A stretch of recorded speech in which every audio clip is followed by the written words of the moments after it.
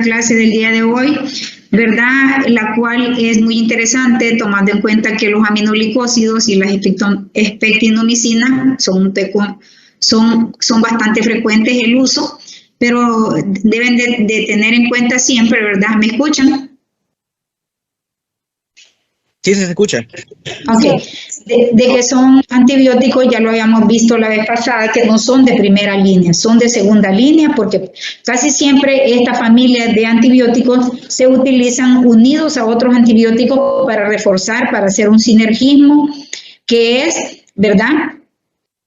Lo más importante que ustedes les debe quedar en cuenta, que no son antibióticos de primera línea, son antibióticos de segunda línea, tomando en cuenta que se pueden unir a otro antibiótico para contrarrestar las bacterias a las que estas son sensibles. Generalmente cuando nosotros utilizamos aminoglicósidos, vamos a utilizar, ¿verdad?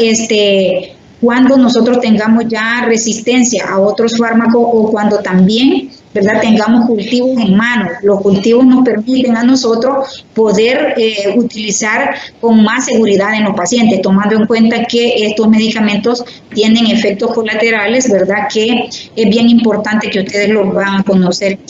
Siguiente. Entonces vamos a decir que los aminoglicósidos, a diferencia de otros antibióticos, son bactericidas.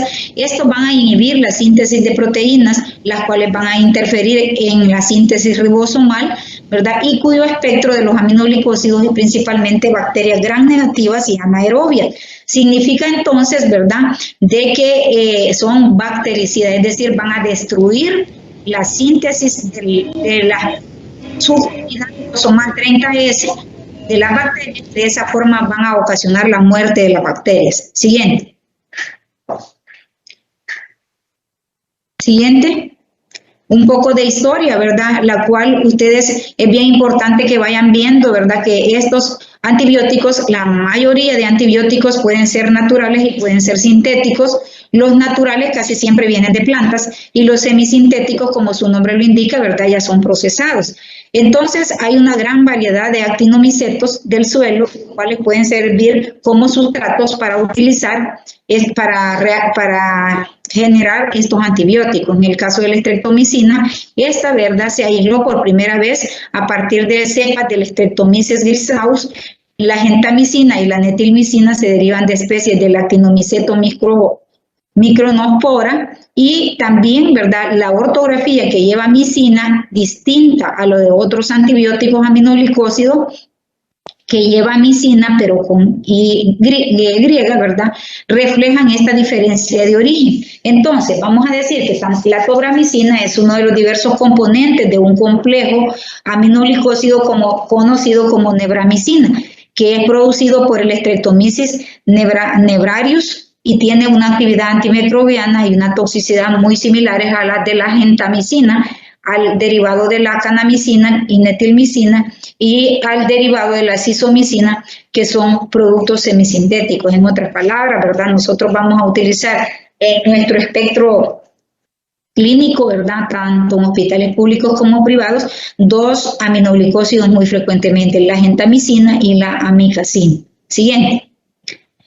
Entonces vamos a tener, ¿verdad?, la familia de los aminoglicósidos, en las cuales vamos a tener la streptomicina, que ustedes quizás ya la han escuchado en el tratamiento de la tuberculosis, ¿verdad?, cuando hablan de IRPE, isoniazida, rifampicina, piracinamida y etambutol, ¿verdad?, pero también se utiliza la streptomicina para algunas cepas de Mycobacterium en tuberculosis. Tenemos la neomicina, la canamicina, la gentamicina, la tobramicina, cisamicina y netilmicina, y nos hace falta ahí la amicacina. Siguiente.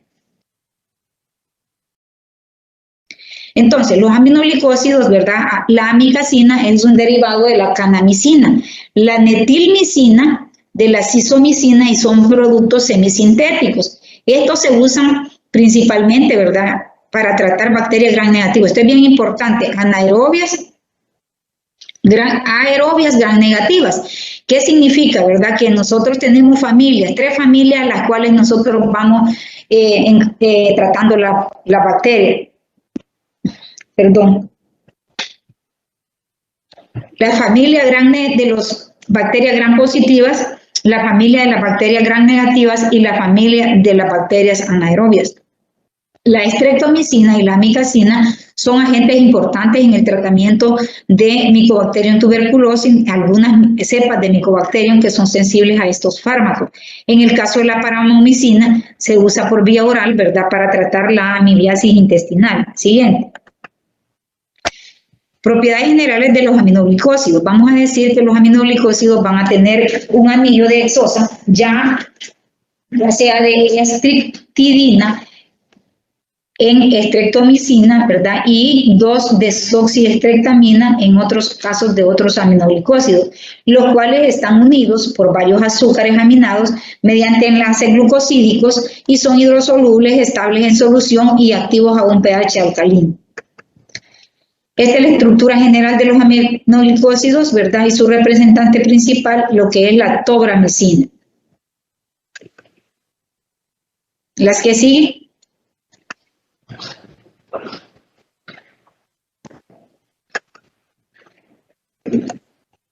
La que sigue, Jonathan.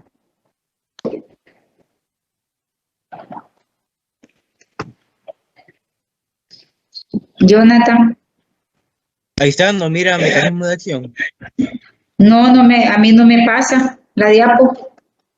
Me aparece la misma. La estructura de los aminoglicósidos, ahí se congeló la imagen.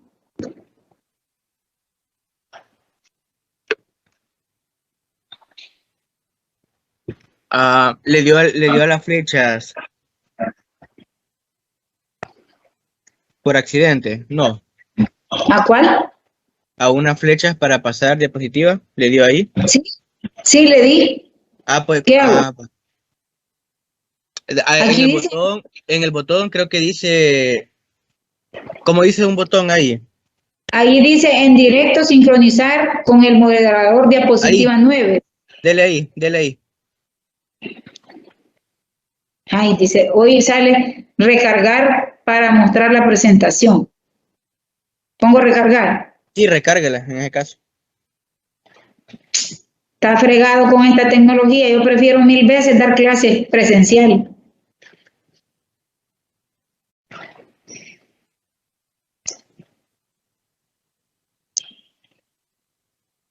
¿Le cargó?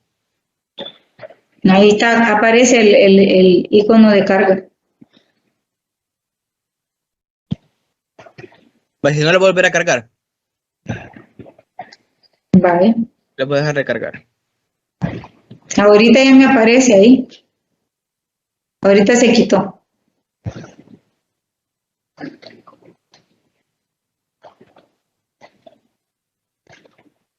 Vaya, ¿ahora? Sí, ahora me aparece. ¿Ya le cambió mecanismo?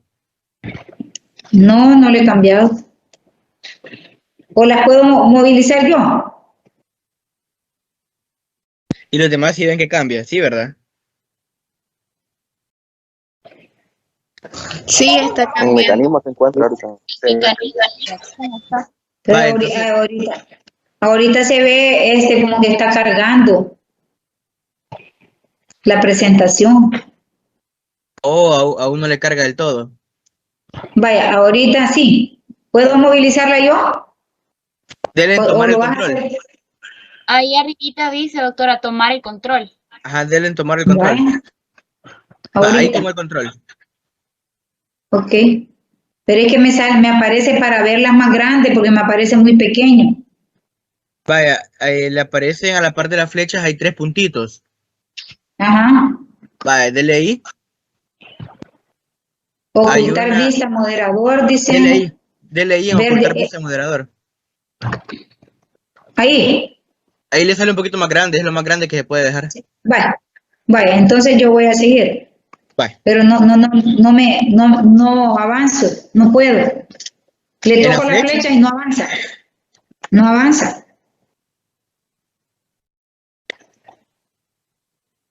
Quizás tú me la tenés que hacer. Vaya, pero ya mira el mecanismo. Y la pasando a vos, Jonah. Sí, pero ya mira el mecanismo. Doctora, ya ve el mecanismo ahí. Sí, sí se ve, pero no avanza. Vale, lo voy a avanzar yo. Ve ahí. Bye. No me ¿Le avanza cambio? porque se ve como que está cargando. Será el internet que está malo en mi computadora, vos. Ya sería lo único, sí. Vaya, vaya, trata Porque de si se ve que cambiarla cambia. porque ahorita tengo la diapositiva mecanismo de acción de los aminoglicósidos. Va, ahí estamos ahorita. Pero Ay, ahorita no. Dios, hoy me aparece recargar para mostrar presentación otra vez. Creo que es el Inter, entonces. Vaya, si no. Es internet, doctora, porque a mí me carga bien. Mire, pero se supone que este es internet dedicado, porque ahorita estoy aquí en la clínica, fíjate. Doctora, En mi casa. y Ah, buenos días. ¿Por qué no se sale de la reunión y vuelve a entrar? ya hice eso. Voy a tratar entonces, voy a Mira ahí, salirme. doctora. Espérame, voy a salirme. Me voy a conectar otra vez. Ahí mejor es que vos la vayas pasando, yo no. Hola. Para que no tenga problemas, te digo, lo mejor es que vos se la vayas pasando, tal vez así le cargan a ella, porque si toma el control se le va a trabar. Sí, sí, yo se la estaba pasando, pero no le pasaban. O Se le solo que trabó. ella las mire en su PC y nosotros, como nosotros sí la vemos que cambia. Ajá, es que Entonces, el problema es que yo les presenté porque se le perdieron allá en la computadora y está en otra computadora. tenés que enviárselas de nuevo. Porque nosotros sí las vemos, pero Esperemos ahorita que entre. Si no las mira, entonces vamos a ver qué hacemos. Ey, pero anteriormente yo podía cambiarla, no sé por qué. Es que hay una opción que uno le da que impide que los demás avancen en las diapositivas. Como ustedes pueden explorar todas las diapositivas, pero yo lo puedo bloquear.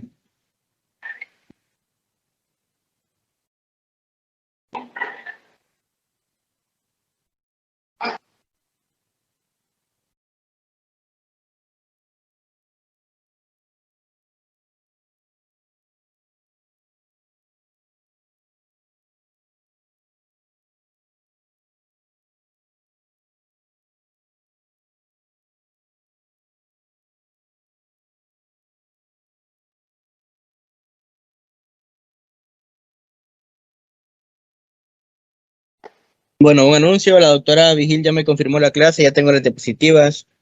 Está a las 5, pero me dijo que si había tráfico saliendo de la asamblea, se iba a retrasar una media hora más. Quiere que o a las 5 o 5:30.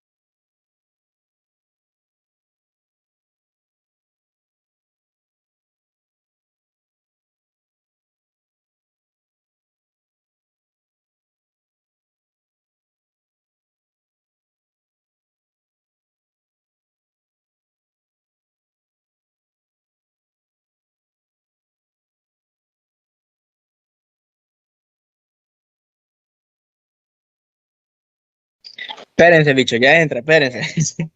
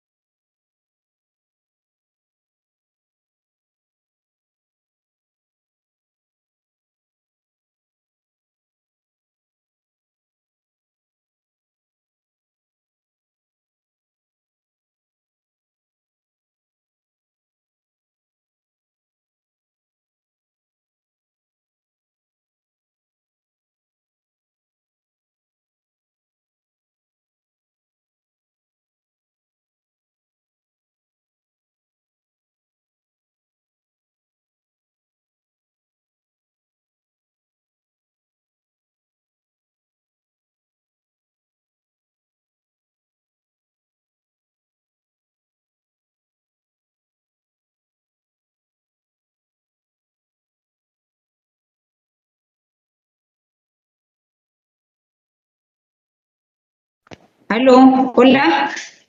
Hola. Hola, hola. Vale, hoy sí, de verdad, vamos a continuar. Verán que es bien difícil, pero no es imposible, vamos a seguir. Vamos a hablar del mecanismo de acción de los aminoglicósidos. Los aminoglicósidos, les decía que inhiben la síntesis de la subunidad ribosomal 30S de las bacterias y de esta forma, ¿verdad? Es como va a provocar su acción bactericida. Entonces, vamos a decir nosotros que el paso inicial es la difusión pasiva a través de conductos de porina de la membrana externa. Entonces, ¿verdad? Este mecanismo del paso a través de conductos de porina es lo que bloquean, ¿verdad? Los aminoglicósidos. El fármaco se transporta después en forma activa a través de la membrana celular hacia el interior de la célula, ¿verdad? Una vez atraviesa por los conductos de aquaporina, ¿verdad? E introduce a lo que es el citoplasma por un proceso dependiente de oxígeno.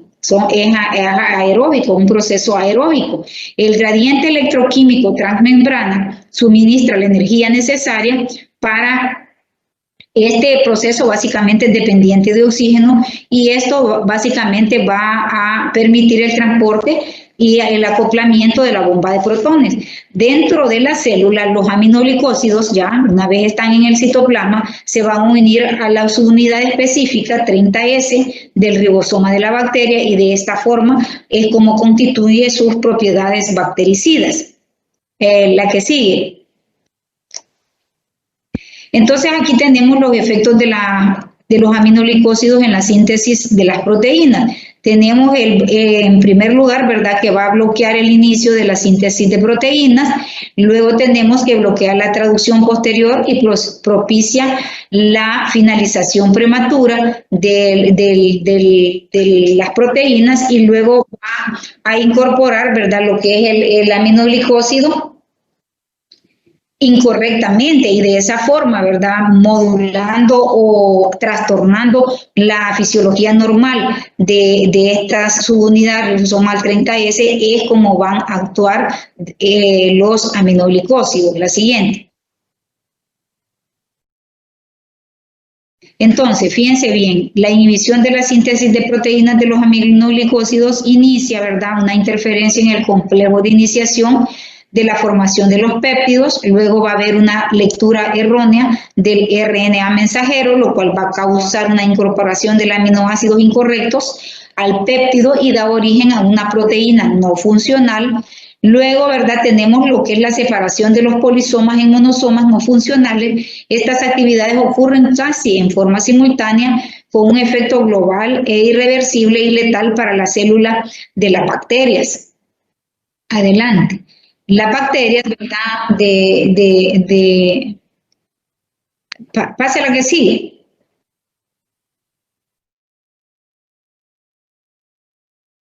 Entonces tenemos los mecanismos, la que sigue. Tenemos los mecanismos de resistencia, como ustedes han visto, ¿verdad? Los mecanismos, la anterior, Jonathan. Los aminoglicósidos pueden tener resistencia. ¿De qué depende la resistencia de un antibiótico? Básicamente del mal uso que podamos hacer como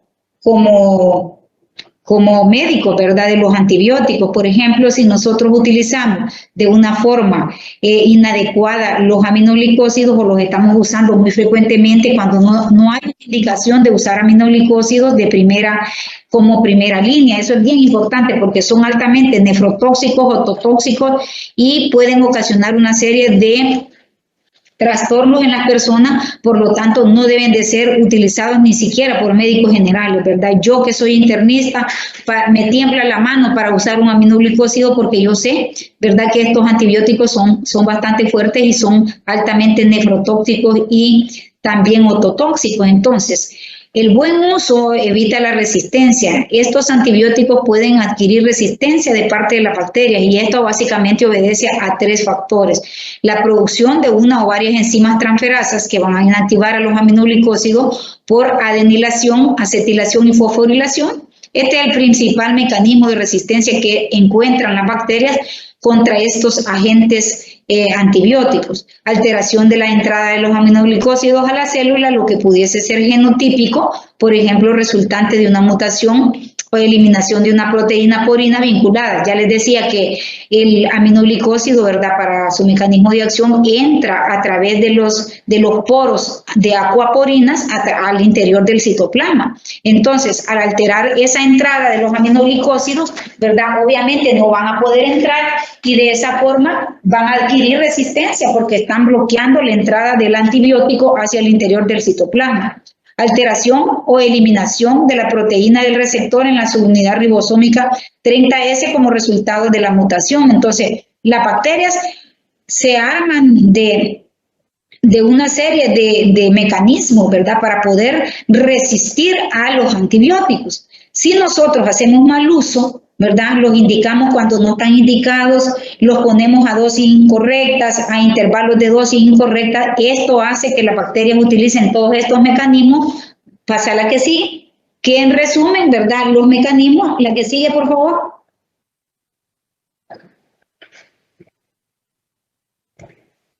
Jonathan, la que sigue. Que en resumen, estos mecanismos, la anterior. En resumen, ¿verdad?, inactivación del fármaco por las enzimas microbianas, va a haber una falla del antibiótico para penetrar intracelularmente, ¿verdad?, a través del bloqueo en la penetración por los poros de aquaporina, y va a tener una baja afinidad del fármaco por el ribosoma bacteriano. Entonces, ¿por qué? Porque hay un bloqueo de la bacteria. Entonces, la bacteria se resiste a ser destruida y son los mecanismos que en resumen son los que utilizan. La que sigue. Entonces, vamos a decir que la susceptibilidad de los aminoglicósidos y las concentraciones mínimas típicas que inhibirán el 90% de los microorganismos. Aquí tenemos los microorganismos que son susceptibles a los aminoglicósidos.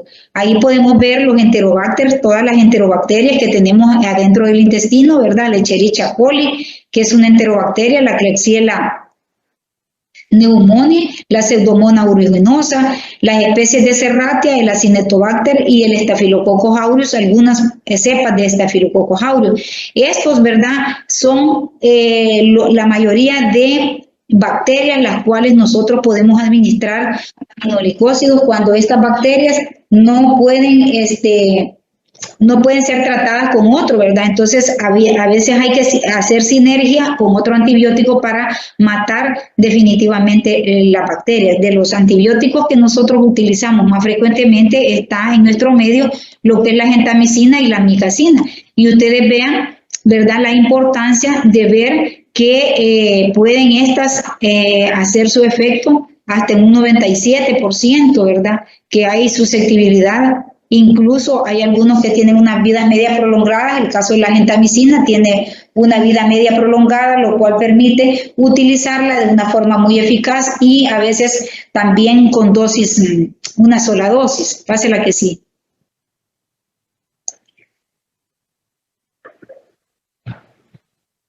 Dentro de los usos terapéuticos de los aminoglicósidos encabezados por la gentamicina, la tobramicina, la amicacina y la metilmicina, tenemos en primer lugar, estos antibióticos son muy utilizados en infecciones de vías urinarias, aquellas infecciones que ya son recurrentes, ¿no? En una infección de vías urinarias común y corriente, generalmente nosotros utilizamos antibióticos de bajo espectro.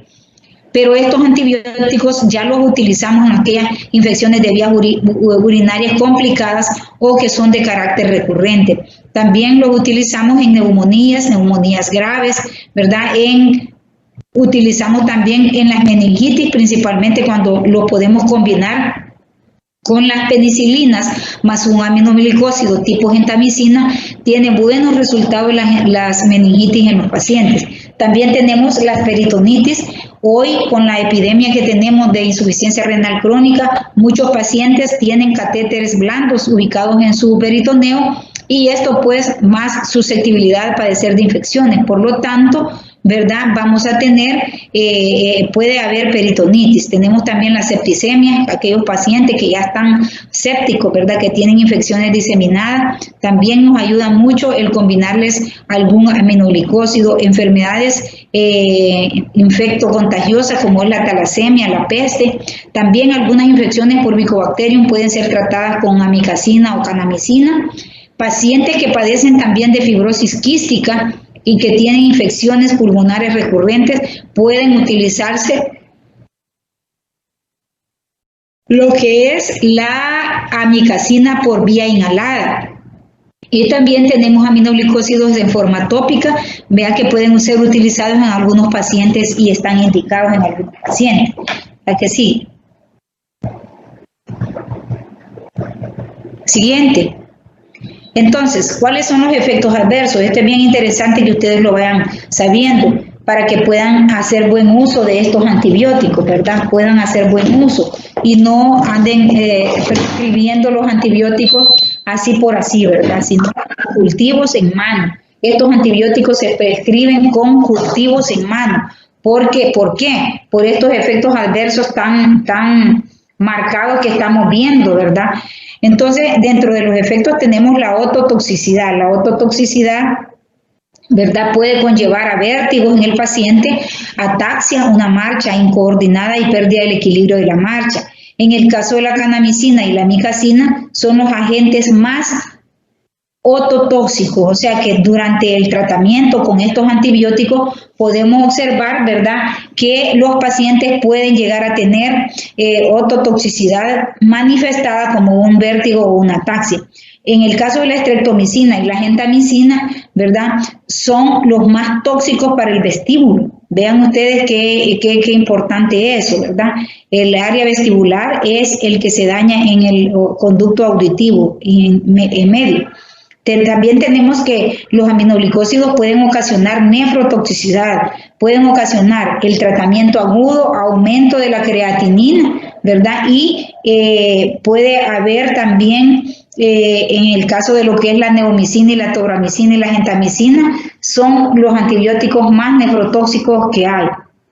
Dosis altas pueden provocar también bloqueo neuromuscular y parálisis respiratoria, entonces hay que tener mucho cuidado, ¿verdad? Hay que tener mucho cuidado con este efecto adverso, ¿verdad? Y también estos medicamentos no deben combinarse, ¿verdad?, con otros antibióticos que sean nefrotóxicos. Recordemos nosotros los diuréticos de asa, que estos antibióticos pueden dar ototoxicidad, entonces sumado con un aminoglicósido, ¿verdad?, entonces puede haber más toxicidad para el oído. La que sigue, por favor.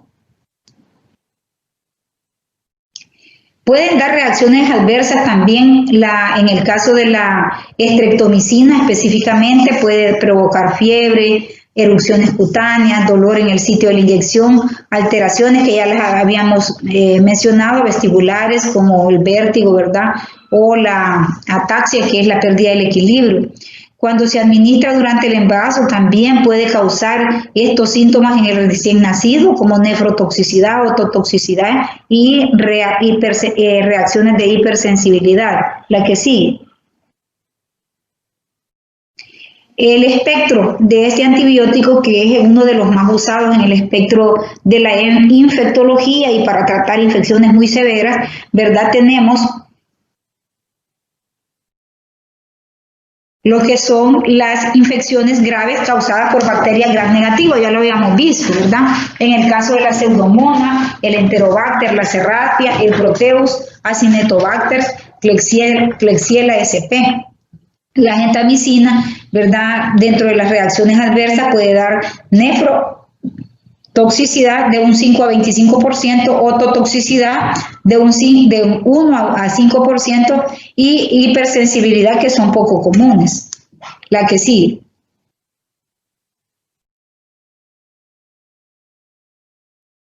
En cuanto a la farmacocinética y dosificación de una vez al día o darla cada cierto tiempo, aquí es bien importante conocer, vea, la función renal del paciente. Cuando nosotros estamos recetando medicamentos que son nefrotóxicos, es importante, antes de prescribirlo, ver cómo tiene la función renal el paciente. Y podemos decir que estos antibióticos tienen pobre absorción por el tracto gastrointestinal, o sea, la vía oral es un poco errática y casi en su totalidad, ¿verdad?, se secretan por las heces cuando se administra por la vía oral. La vía intramuscular tiene buena penetración y la vía intravenosa, por la vía intravenosa, pues las concentraciones plasmáticas se alcanzan de 30 a 60 minutos. Después de una inyección intramuscular, los aminoglicósidos se absorben bien y alcanzan máximas concentraciones de 30 a 90 minutos. La semivida, ¿verdad?, es de 2 a 3 horas. Esta puede aumentar según la función renal de cada paciente.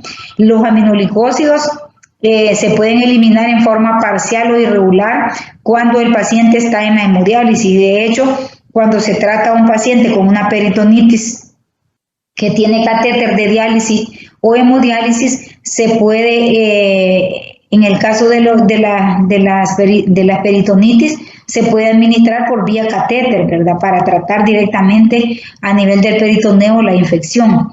La absorción por el sistema nervioso central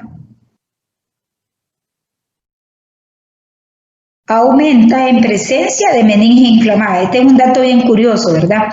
Muchos pacientes que no tienen meningitis, ¿verdad?, si se les administra para tratar otro problema, no van a tener penetración en el sistema nervioso central. Pero si nosotros tenemos una sospecha de meningitis, hay meninges inflamadas, lo más probable es que sí va a haber una buena penetración, ¿verdad?, de estos antibióticos. La que sigue.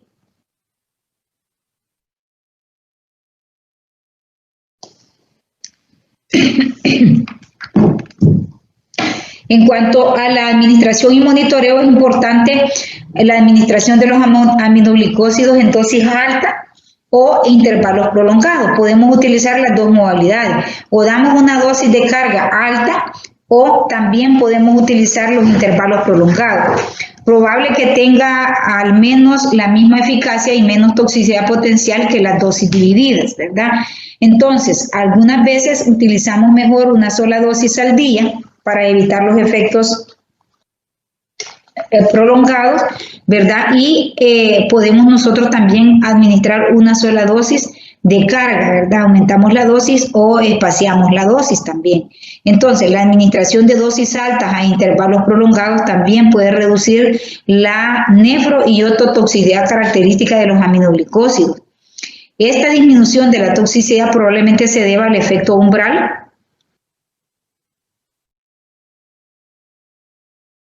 por, ¿verdad?, básicamente la acumulación del fármaco a nivel de lo que es el oído interno o en el riñón. Entonces podríamos utilizar, ¿verdad?, dosis altas a intervalos prolongados. La que sigue.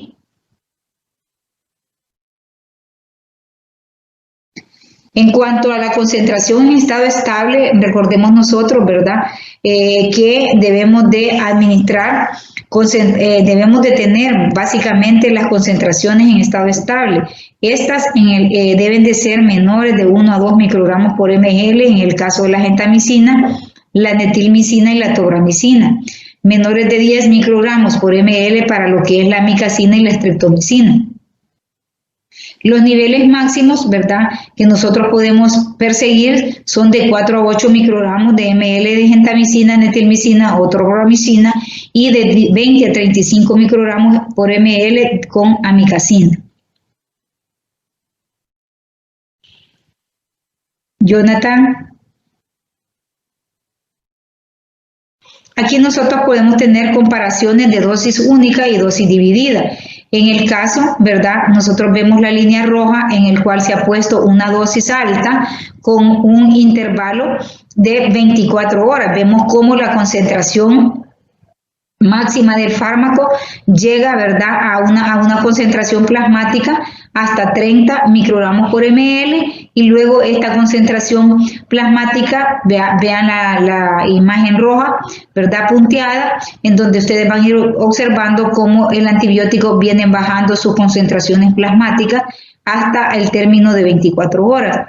Cuando nosotros utilizamos dosis a las 0 horas, a las 8 horas, a las 16 y a las 24 horas, vemos que el antibiótico sube y baja, ¿verdad?, sube y baja. A veces los niveles plasmáticos no se mantienen en concentraciones sostenidas, sino que suben y bajan. Entonces esto, quieras o no, puede aumentar el riesgo de ototoxicidad y nefrotoxicidad. Por eso es que están recomendando administrar dosis a una sola dosis, mejor al día, la que sigue.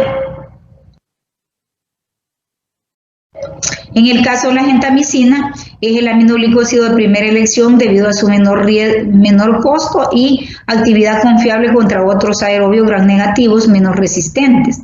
La dosis intramuscular o intravenosa suele recomendarse de sulfato de gentamicina, ¿verdad? Es de 5 a 7 miligramos por kilogramo de peso al día, administrados en una forma intravenosa o intramuscular lenta, ¿verdad? Que no se la pongan rápida, sino que en 30 a 60 de 30 a 60 minutos. En los pacientes con falla renal, ¿verdad?, el intervalo puede aumentar. Es decir, que podemos aumentar, ¿verdad?, a cada 48 o cada 72 horas se le puede administrar a los pacientes que ya tienen falla renal, pacientes que ya están en diálisis, en hemodiálisis o que tienen creatinina un poquito alta.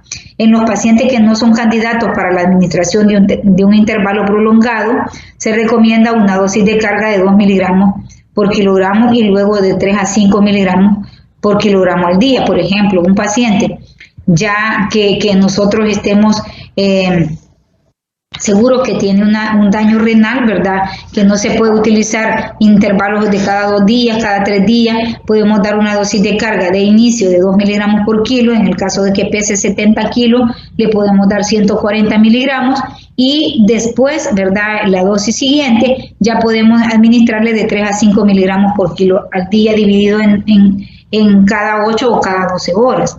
Pase la que sigue.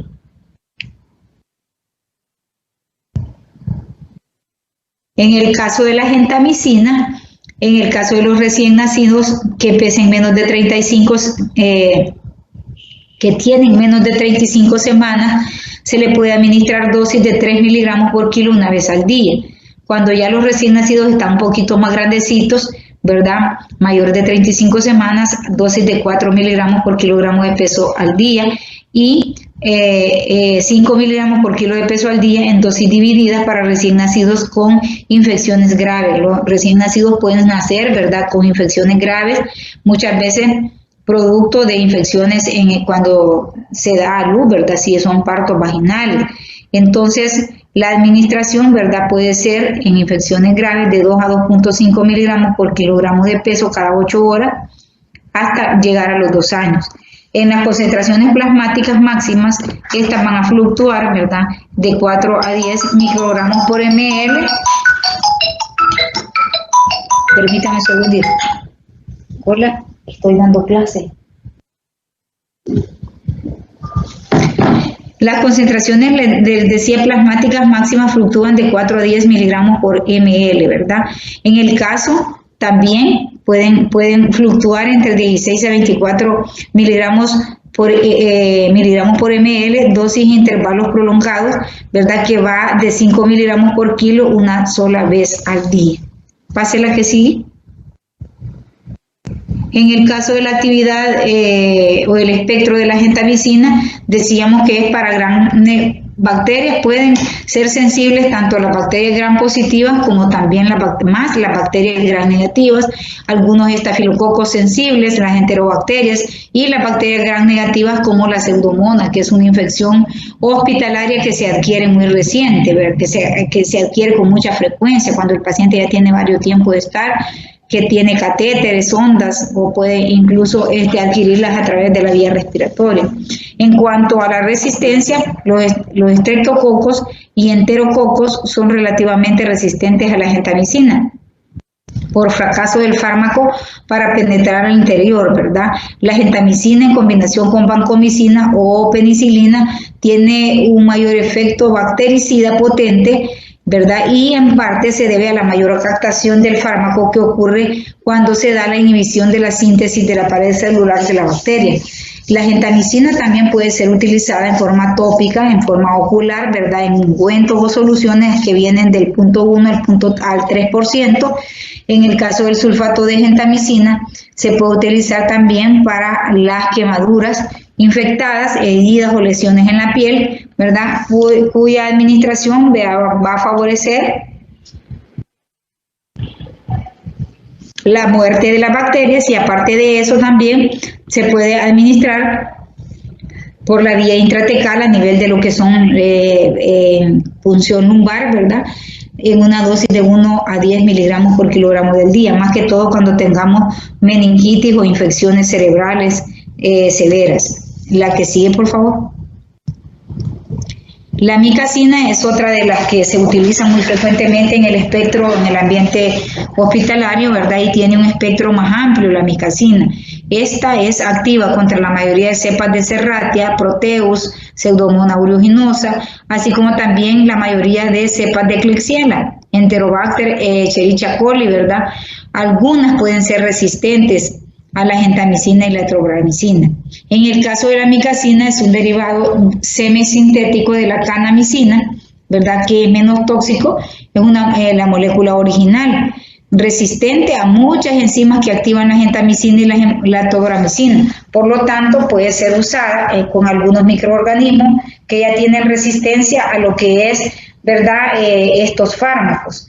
La amicacina es recomendada a una dosis de 15 miligramos por kilogramo de peso al día, es decir, si el paciente pesa 70 kilos, ¿verdad? Se le puede administrar 15 por 70.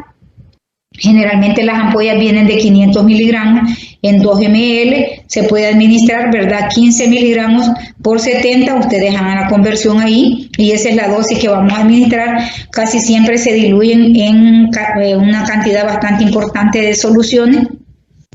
En este caso, ¿verdad? Se puede diluir en un suero salino de 500 miligramos a pasar, ¿verdad? Que se pase en 1 hora mínimo, porque acuérdense que si se pasa muy rápido, aumentamos la toxicidad, nefrotoxicidad de este medicamento. Las concentraciones máximas en suero se van a alcanzar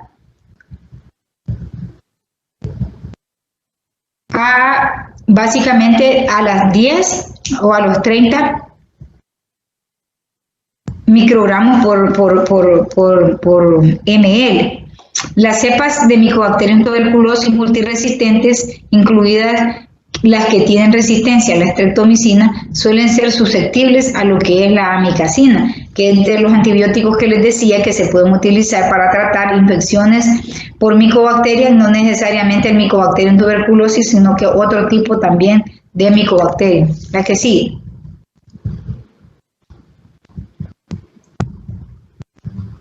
En cuanto a la dosis, ya habíamos mencionado, ¿verdad?, que generalmente la amicacina se prefiere en dosis única de 15 miligramos una vez al día, las cuales van a provocar unas concentraciones de 50 a 100 microgramos por ml, ¿verdad?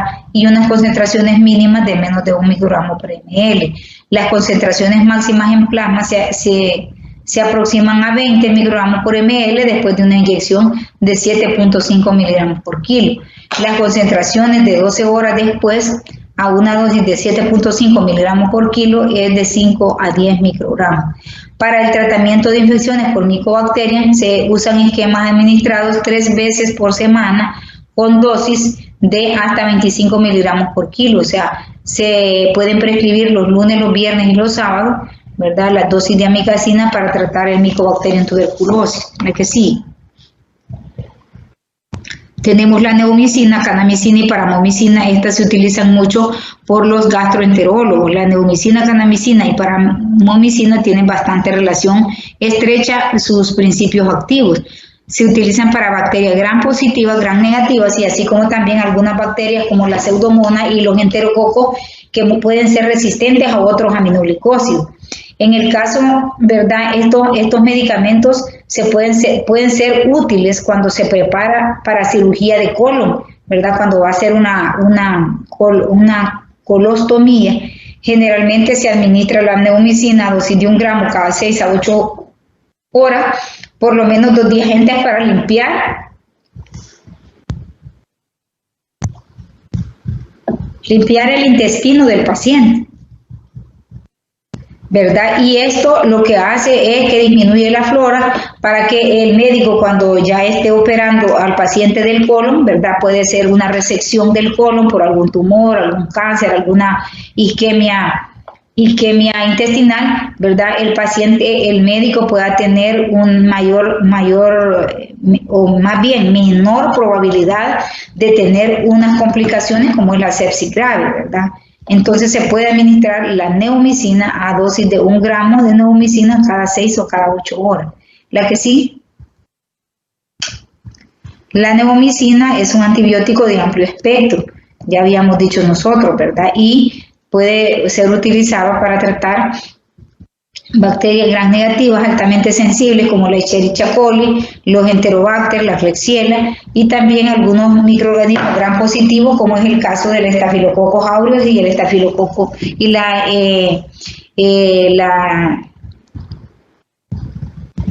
el Enterococo fecalis. El Mycobacterium tuberculoso, ¿verdad? También es sensible a la neomicina y también la Pseudomonas aeruginosa, cuando hay resistencia a la neomicina, ¿verdad? También. Pasa la que sigue. La neomicina, según ya les decía, también se puede utilizar en aplicación tópica para tratar infecciones de la piel, ¿verdad? Para el intestino, generalmente se administra por vía oral, se absorbe bien por el tracto gastrointestinal. En un 97% de la dosis oral de neomicina no se absorbe y se elimina sin cambios a través de las heces. La ingestión diaria total de 10 gramos durante 3 días produce una concentración sanguínea inferior asociada a toxicidad sistémica, ¿verdad? Todos aquellos pacientes que hayan tenido una buena función renal. La neomicina y la polimixina se usan para la irrigación de las vejigas también, miren, en pacientes que tienen infecciones vesicales generalmente por este tipo de bacterias, ¿verdad? Pueden verse beneficiados con la irrigación continua, ¿verdad? En la vejiga de lo que es la polimixina y la neomicina. También es utilizada, ¿verdad?, para bacteriemias asociadas con los catéteres permanentes.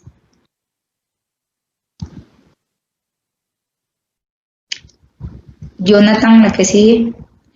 En el caso de la streptomicina, creo que ustedes ya la han escuchado, ¿verdad?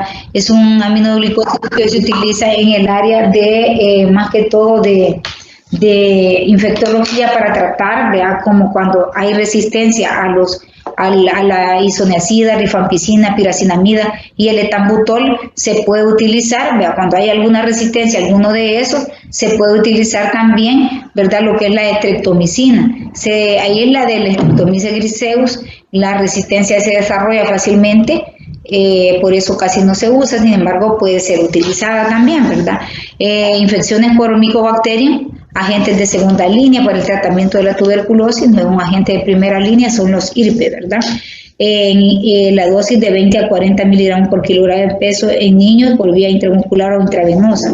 Infecciones no tuberculosas, la peste, la tularemia y la brucelosis, ¿verdad? Se puede prescribir 1 gramo al día o 15 miligramos por kilo 2 veces al día, en forma combinada con penicilina para endocarditis enterocócica y también, ¿verdad?, la streptomicina en terapia por 2 semanas para tratar el Streptococcus viridans, que es una bacteria que ataca bastante a aquellos pacientes que utilizan, ¿cómo se llama?, drogas intravenosas por vía en las venas periféricas, ¿verdad?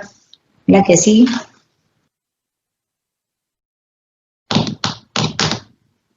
Tenemos el otro antibiótico, la tobramicina, que tiene propiedades farmacocinéticas y dinámicas similares a la gentamicina y tienen el mismo espectro. La dosis diaria de tobramicina es de 5 a 6 miligramos por vía intramuscular o puede administrarse por vía intravenosa y dividirse en 3 dosis iguales y administrar cada 8 horas. Por ejemplo, si la dosis, digamos, fuera de 5 y lo multiplican por 100 que pesa el paciente, serían 300. Entonces sería de administrar dosis fraccionadas de 100, 100 y 100. Se recomienda el fármaco a dosis de 300 miligramos independientemente de la edad, el peso del paciente, para administración cada 12 horas en ciclos repetidos y de 28 días seguidos por 28 días, ¿verdad? También puede ser administrada la tobramicina. La que sigue.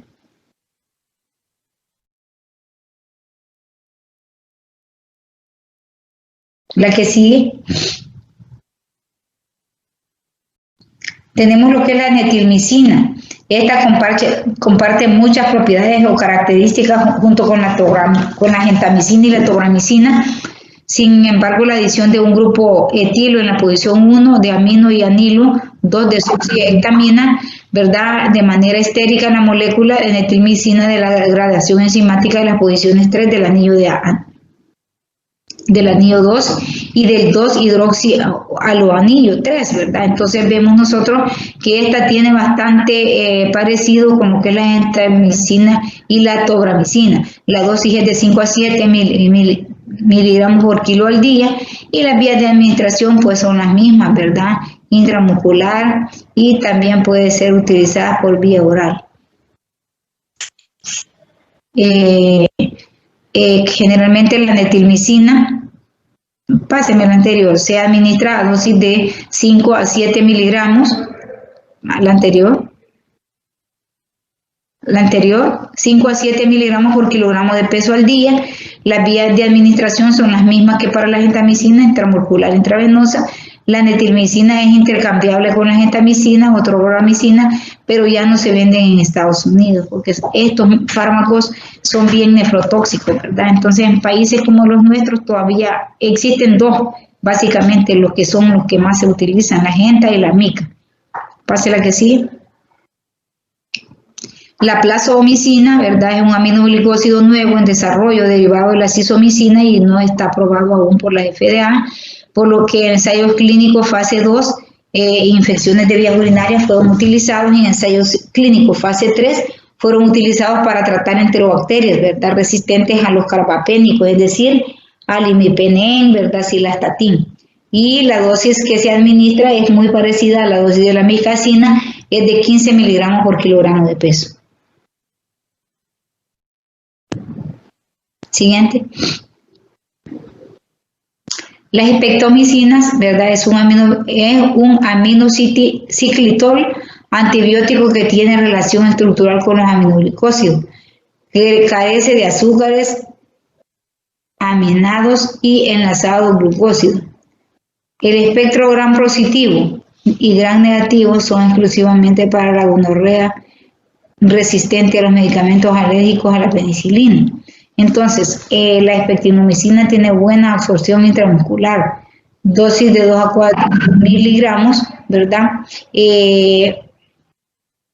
Al día o 40 miligramos por kilo al día en niños. Efectos adversos: puede ocasionar fiebre, náuseas, nefrotoxicidad y anemia.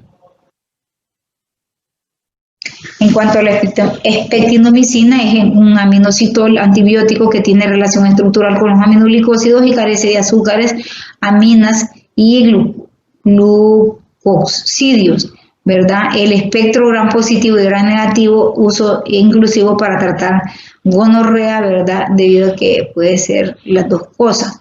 En cuanto a la dosis, tenemos de 2 a 4 gramos al día, 40 miligramos por kilogramo de peso, ¿verdad? Niños. Efectos adversos, podemos mencionar, ¿verdad? Lo que es la fiebre, la náusea, la nefrotoxicidad y la anemia. La que sigue. El espectro de la espectinomicina es básicamente para bacterias gram positiva y gram negativa, casi el mismo espectro de los aminoglicósidos, pero, ¿verdad? Esta se puede utilizar en tratamientos alternativos para las gonorreas, más que todo aquellas que son resistentes a las penicilinas o las quinolonas. Esta espectinomicina tiene buena absorción por la vía intramuscular, se puede administrar en dosis únicas de 40 miligramos por kilo hasta un máximo de 2 gramos al día. ¿Cuáles son las reacciones adversas? Igual, ¿verdad? Náuseas, puede dar nefrotoxicidad y puede dar también anemia. La que sigue. Aquí tenemos, he tratado de traerles algunas presentaciones de las que más nosotros estamos utilizando. Vea, de la que más se utiliza aquí en nuestro medio es esa verdecita que ustedes pueden ver, que es la amicacina de 500 miligramos, viene en 100 ml, ¿verdad? Esta es de la marca Normon, esa es bien frecuente, y también tenemos la gentamicina MK, que es otra de las mejorcitas que hay en el mercado, ¿verdad? que pueden ser utilizadas en las diferentes patologías, ¿verdad? Tenemos también la estreptomicina, que se utiliza, ¿verdad?, en el caso de los pacientes que tienen tuberculosis y hay resistencia a alguno de los antibióticos usados. Pase a la que sigue. Y aquí tenemos el resumen, ¿verdad? Cada una de los aminoglicósidos tenemos la gentamicina, cuáles son sus indicaciones y cuáles son algunas de las características más relevantes de importancia. La tobramicina, la amicacina, que deben de aprendérselas bien, ¿verdad? Las indicaciones y también algunas propiedades farmacocinéticas y dinámicas que es de relevancia. Igualmente las otras, la neomicina, que es para tratar, ¿verdad?, las patologías colónicas antes de ser operada, la paramomicina, que creo que ya han visto ustedes, amibiasis intestinal, y puede ser utilizada, aunque hoy en el día, por lo menos yo no utilizo paramomicina, ¿verdad? Utilizamos el nidazol, metronidazol, ¿verdad? Y nos va bien con esos antibióticos. Entonces la paramomicina como que ha sido relegada muchas veces, ¿verdad? Cuando ya hemos probado de todo y no mejora el paciente, pero sí es de tenerlo en cuenta, que sirve para también tratar infecciones gastroentéricas. ¿Alguna más? Veamos. Aquí tenemos algunas preparaciones disponibles, ¿verdad? Generalmente la amicacina tenemos del laboratorio Norgon y del laboratorio MK. Tenemos también la estreptomicina, que así viene con ese nombre genérico, ¿verdad? La gentamicina, nombre como garamicina, es el nombre genérico que tenemos. La neomicina, ¿verdad? Así aparece como genérico, neomicina, ¿verdad? Y la paramomicina, que muy poco, por lo menos yo nunca he tratado ningún paciente con paramomicina.